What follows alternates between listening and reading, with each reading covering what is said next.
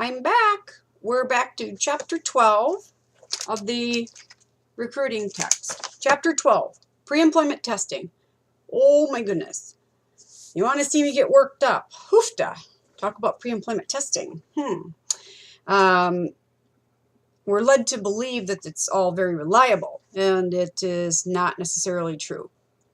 And if you read other books on the topic, for example, I have one here, The Cult of Personality by Annie Murphy Paul. She's a psychology writer, and she talks about this whole idea of how personality testings can be misused. So the text talks about making sure they're quantifiable skills. You have to be very careful. In the first paragraph, last sentence here says, HR test givers must be ever vigilant about possible adverse impact, job relatedness, and over-reliance on test scores as the basis for selection. Okay? Just because it's a multi-billion-dollar industry to give you a test to try to prove something does not mean it's valid whatsoever. I mean, if that were true, we wouldn't have supplements being sold on the QVC channel that nobody's tested. Okay? So, how pre-employment tests are used. At the bottom of page 221, it talks about a little bit of lists. Like the first one on the list, predict acceptable or unacceptable on-the-job behavior. Seriously? There's no way that any test is going to tell you that. I can guarantee you that. Read her book. Read all his white papers on psychology, sociopaths, psychopaths, all the different crazy personalities out of there. There's no way that a test is going to be able to tell you that. Unless people were really honest and said, well, yeah, I beat the crap out of, my friend the other day, or yeah, I love kicking dogs. People don't tell you what they need to hear, what you need to hear. So you have to be extremely careful about this testing. There's a reason why when we hear about something horrible that happens in the workplace, that everybody around them says, wow, we just, we knew they were a little odd, but never expected that. Or, yeah, we knew they were a little odd and, it was just a matter of time. Well, if that were the case, those pre-employment tests should have told you that, but it doesn't work that way. Minimize or eliminate bias in the interview and selection process. May or may not. Allow employers to identify potentially unfit workers. Doesn't work. Obviously, it doesn't work. We'd never have a workplace shooting or a workplace death related to other employees or other workers, which we already know that isn't true. You can read through the list. Another one, identify future superstars. On the positive side, right? This should show you who your superstars are. That's not necessarily true either. I would never rely on a test to be able to know who my superstars are going to be. Because I can tell you right now, I've had straight A students that I would never hire, ever, for a job. Because they can't get along well with others. They don't lead well. Very smart. And maybe they're going to be a superstar programmer or a superstar in whatever they do, but that doesn't necessarily make them a superstar leader or someone I'd want in my organization. But I can tell you I've had some solid C students I'd hire right off the bat in a heartbeat, because I know the difference that it makes to be a great leader versus someone whose skill set is great. Another one on the list here, safeguard against so-called professional applicants who pride themselves on being able to mislead interviewers.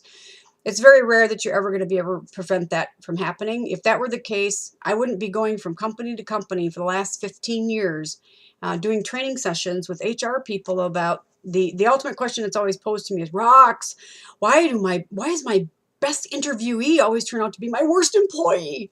Because they're good at selling themselves. It's a sales pitch. So be careful about all this. Read this section very carefully. It not only will give you information from an HR perspective, but it also should give you some insight as a leader at any level. I don't care if you are a lead, supervisor, manager, whatever it is, you can get some great insights from this chapter. Testing advantages and disadvantages doesn't mean I'm against testing. I just want you to test for the proper things. So if my job, and remember, this all has to be job related. If my job entails that you carry a 50-pound box up 3 flights of stairs 9 times a day, I can test you for that. Say, here's a box, see if you can do it. And if they can't, it's a legitimate reason for not hiring them because it's job related. So we know that there are testing advantages. Bottom, let me see, top of page 223, I'll get this. page 223, first paragraph, bottom sentence. One way of accomplishing this is through pre-employment and employment testing. They're talking about, you know, being able to help with the sentence here. Increasingly, employers are being held responsible for the criminal, violent, and negligent acts of their employees, both in and away from the workplace. That's the vicarious liability I was talking about before. Generally, the deciding factor is whether an employer can exhibit that it exercised reasonable care in ensuring the safety of others.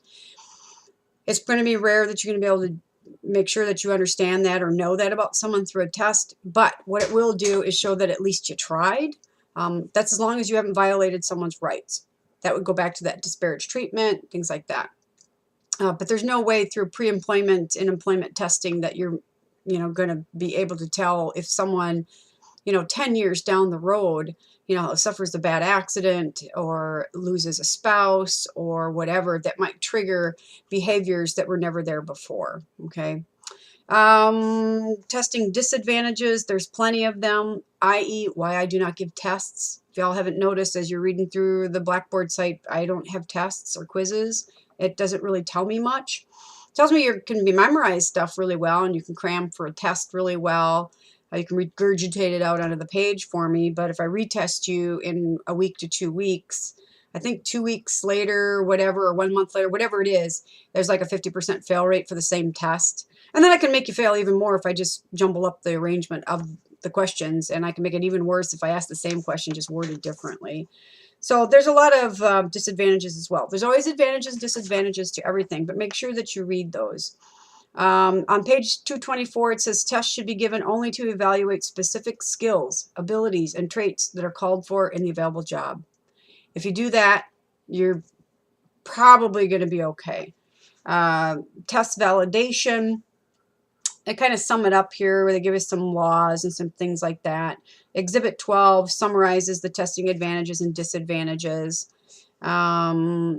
It just goes back to this whole idea on page 225, job relatedness and a proven indicator of job success. So if you really do need an associate's degree for the job that you have, I can test you along the lines that are equivalent for that.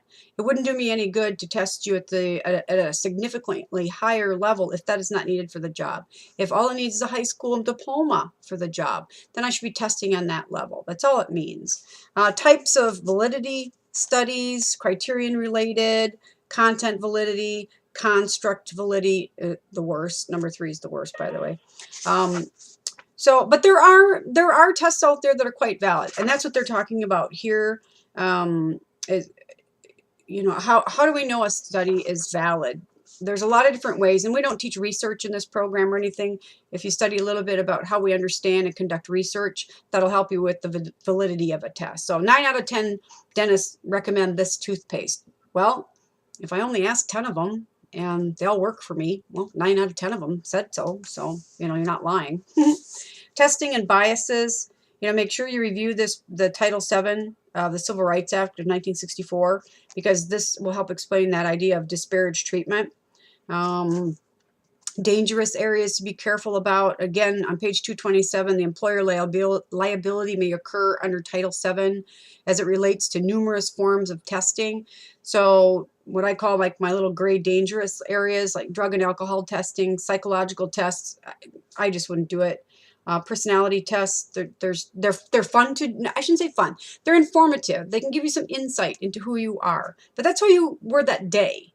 Now, 10 years from now, as you grow older, life changes and you're going to change. So those personalities tests change too. Physical ability test, you can do that. If you need to be able to do this or that physically, I can test you for it. Age discrimination and Employment Act of 67, review that. Oh, sorry, one of the dogs. Rehabilitation Act, American with Disabilities. So you have to be cognizant of this idea of testing and how it applies to the non-traditional employee, okay? Test administration, you can read that. Language consistency on page 231. This has to do with linguistic factors. I'll give you an example. Happiest place on earth, Walt Disney World, right? they got called on the carpet for discrimination in hiring. They were using electronic hiring software. And what they found out was that the case was a class action. And this is quite a few years ago now. And it was, if I remember right, African-American men that weren't getting jobs, and they kind of all figured that out. And what it went back to is that the software they were using to screen the applicants for the jobs was written by, I don't remember the age group, but white males predominantly. So therefore, the linguistics or the different kinds of language that each group uses was very different. So African-American men have a different vernacular, so to speak. So as they filled out the applications, the software was kicking them out, saying, well, these aren't, you know, properly worded, or whatever the criteria was. Now, this was in its infancy at the time, but they were discriminated against just based on linguistic factors. We've got a lot of software now that works much, much better than that. So over the years, we've figured out that, oh my goodness, we kind of have to figure out a way to have a more universal way to use these screening techniques, okay? Testing policies, you can read through that. Always compliant, that kind of stuff. Testing programs. They give a really neat, nifty little website that you can go to if you're interested on page 233. Then there's different testing categories that they talk about, like the drug testing. You know, we can drug test and things like that, but there has to be guidelines that are legal, that do not violate an employee's rights for drug testing. They have to be laid out clearly in your PMP or employee handbook, so everybody knows what the guidelines are. Psychological testing, personality, oh, geez Louise, don't do it. And integrity, another case, Toys R Us. If you've had me for legal issues, you've heard this. You can fast forward. Toys R Us, gal goes in, applies. She's a stay-at-home mom, had a college degree, chose to raise her children at home. But during the busy season, like Christmas or whatever, she'd get pick up a job, a part-time job, just to raise extra money or earn extra money for her family. She got denied employment, and she said, why? Why was I denied? I have retail experience. I do this every year in some way, shape, or form. I have a college degree, blah, blah, blah. Basically overqualified, right? And they said, well, you flunked your integrity test. And as it turns out, well, she filed suit. And she said, that's ridiculous, because, you know, what we need to look at this. And of course, it did get picked up on, and they did look into it. And as it turns out, it was a false negative or false positive. Let me see, I'm dyslexic. I'll say it either way. Put it this way. The test was written in a way that would assume you'd lie for this one question. Maybe there was more than one, but this one was one that they had talked about. And it might be in the Cult of Personality. It might be in another book that I've read. I don't remember where it was. Or else it was in one of my cases in legal issues anyway. One of the questions is, have you ever stole anything? And she answered honestly and said, yes. Like, I'd like to, every one of us right now, when you were a little kid, did you ever steal anything? I bet you took a cookie, right? Or whatever it was. And she said, well, yes, you know, but it didn't ask what it was or what it was. Like, I was 12 and, you know, I stole pencils because my friends pressured me into it or whatever. So the test automatically threw her out, because 99.9% of all people say, no, I've never stolen a thing in my life. So they automatically say everybody's lying. Well, she actually told the truth. So the test said she was lying, and therefore she flunked the test. So there are some real hairy things you can get into with this testing. So let me see here. They talk about different psychological tests. They're fairly balanced in their discussion in this book.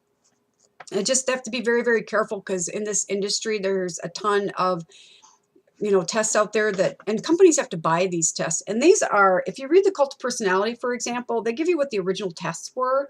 And a lot of tests that are out there are hybrids. They took a piece from here, they took a piece from there. Everybody's done Myers-Briggs, they've done this or that. And if you look at the history of Myers-Briggs, oh my gosh, it would just scare the pants off you.